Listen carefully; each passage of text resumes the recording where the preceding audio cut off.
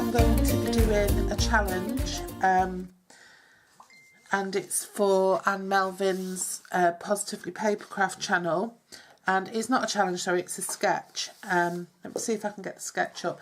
My phone is going crazy today. I seem to have my entire family, and there's a lot of them, I seem to have my entire family texting me for some reason about different things. So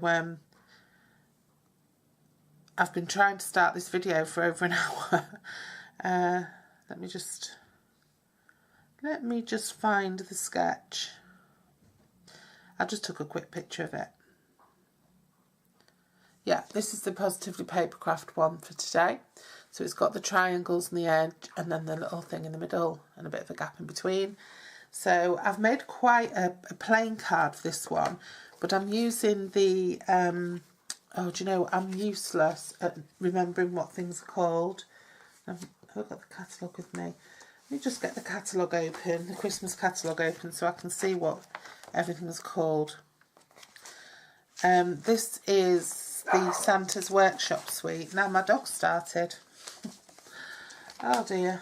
So this is the Santa's Workshop Suite, and these papers are from the Santa's Workshop Speciality Designer Series paper, which I've reviewed on Friday, in Friday's video. So they're gorgeous. Some of them have got relief, you know, they've got like felting and glittering and stuff on them. They're really cute. And this little set of embellishments are part of the suite as well. Everything's sort of garden green and poppy parade and white in that one with little bits of brown. So anyway, I've used this lovely paper. I'm using the holly side of it, and I've used this paper to get the polka dot, and then I've used just Whisper White here. And that Christmas Wishes is from Merry Mistletoe stamp set from last year, and again, and I've used these little embellishments. This embellishment pack is really cute. It comes with, again, I've reviewed this properly on Friday, but it has little snowflakes, trees, bows, and then white, garden green and poppy parade coloured dots. So it's really lovely. So I've just made a really, really simple card here. Oh, I found my bone folder. I've used a base. You might have seen me use buy these the other day. These were from, I think they were from Craft Stash UK, and they were really a super bargain. So these cards measure 5 and 7/8. 5 and 7/8 by 4 1/8. So I didn't know what I was doing at first. I was going to use some of the little characters, and then I changed my mind.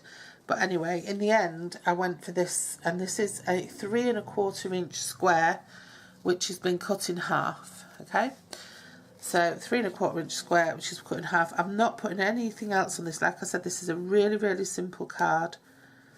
And then I know there was a gap in the piece in the sketch, but in mine, I am going to add another piece. I think I'm going to push these right back and then add that on, so like it's been separated. I usually follow sketches to the letter, but I'm getting a little bit adventurous now. And then this piece was 3 inches by 4 inches, and I used a circle punch, the inch circle punch, and I just nipped off the edges. Now you can put a little mark so that you get it perfect at sort of 1/2 inch from one side to the other, and make sure that your circle punch meets those marks to make sure it's all even. I just did mine by eye. And then my piece of Whisper White is 2 inches by 3 inches, and again I did the same thing. And yeah, again they're at the 1/2 inch mark. And then I just use garden green ink to stamp the Christmas wishes on, and that's it. So I'm just going to assemble it.